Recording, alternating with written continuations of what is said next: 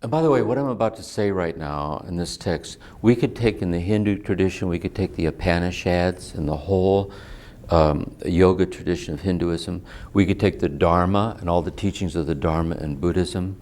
We could take the Tao, the Tao Te Ching, Lao Tzu and Chuang-Tzu and so on, of the way of Taoism. We could take the way of the Sufis of Rumi and the whole Sufi way.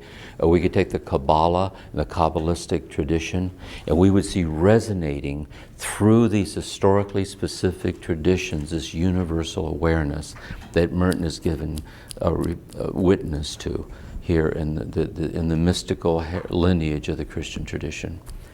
And so we're talking here about this universal way of liberation through contemplative living.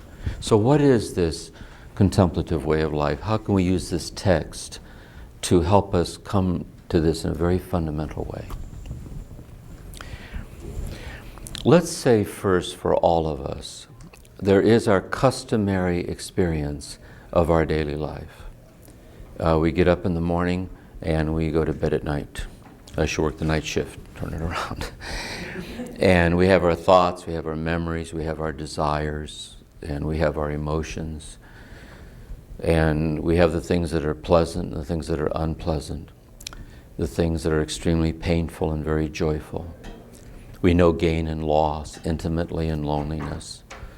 We have our goals, we have our plans, we have our agendas, we have our hopes, we have our fears, all of us.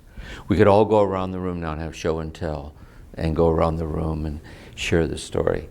That each of us is a unique edition of the universal story of being a human being. And there is this story, it's playing itself out as my life, it's playing itself out as your life. We're human beings. The precariousness of it and the privilege to be a human being. And as we live our life like this, in our passage to sequential time,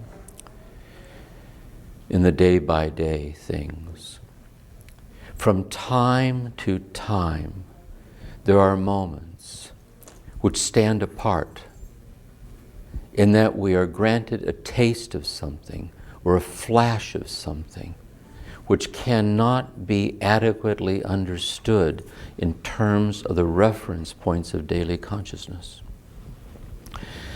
In turning to see a flock of birds descending, in knowing love in our own hearts, hearing the splash of a frog you didn't know was there, and seeing children in a moment that were really children. There flashes forth within your heart the recognition of something.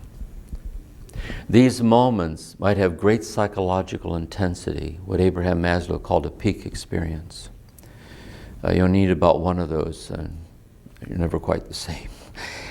But notice the examples that Merton is using. These are subtle. These are extremely subtle. That if you weren't careful, you would have missed it. If you weren't careful, you would have missed it. As if out of the corner of your eye, your heart was grazed by the recognition of something that bears witness to something more. See, something more than this. Something more than this.